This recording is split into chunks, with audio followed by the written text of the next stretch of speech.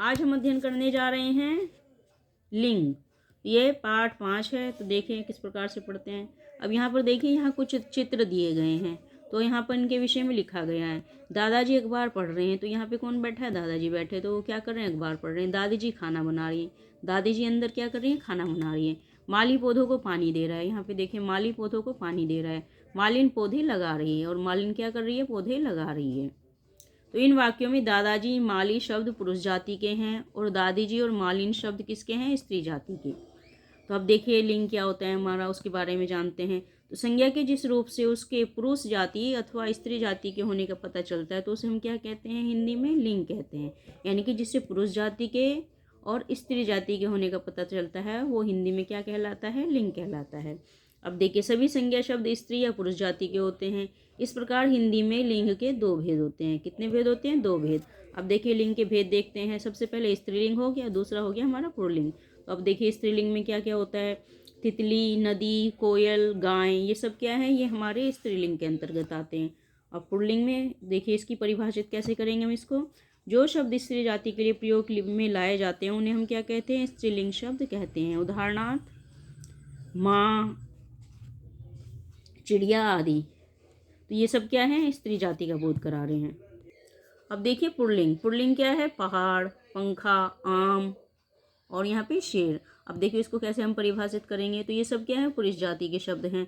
तो जो शब्द पुरुष जाति के लिए प्रयोग में लाए जाते हैं उन्हें पुल्लिंग शब्द कहते हैं। अब उदाहरण देखिए, कुत्ता हो गया है और पिताजी हो गए। तो ये सब क्या है? ये हमारे पुल्लिंग हैं। अब देखिए लिंग संबंधी क्या क्या नियम होते हैं। तो यहाँ पे कुछ लिंग संबंधी नियम दिए गए हैं। सबसे पहले पुल्लिंग से स्त्रीलिंग बनाना।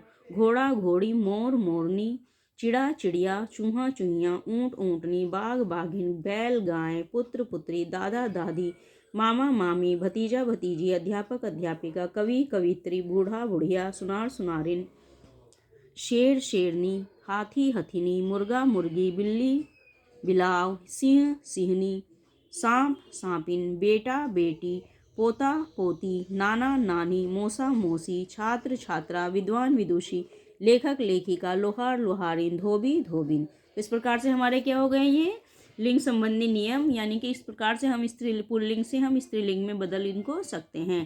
तो आज हमने इस पाठ में क्या सीखा? इस पाठ में हमने सीखा लिंग। ठीक है। तो लिंग की सबसे पहले कैसे परिभाषित करते हैं? संज्ञा के जिस रूप से पुरुष या स्त्री जाति का बोध होता है उसे हम लिंग कहते हैं। ठीक है, समझ में आ गया लिंग क्या होता है।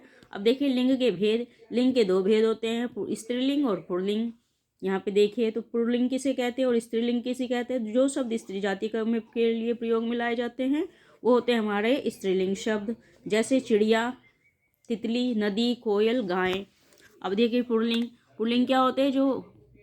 जो शब्द पुरुष जाति के लिए प्रयोग में लाए जाते हैं उन्हें हम पुल्लिंग कहते हैं, जैसे कुत्ता और पिताजी। तो यहाँ पे भी दिए गए हैं ये पहाड़, पंखा, आम, शेर। तो ये सब क्या है? हमारे पुल्लिंग है। तो आशा करती हूँ आपको पाठ अच्छे से समझ में आ गया होगा। अगर समझ में आए तो चैनल को सब्सक्राइब कीजिए ताकि लगातार आपको आगे के भी पाठ प्राप्त होते रहें।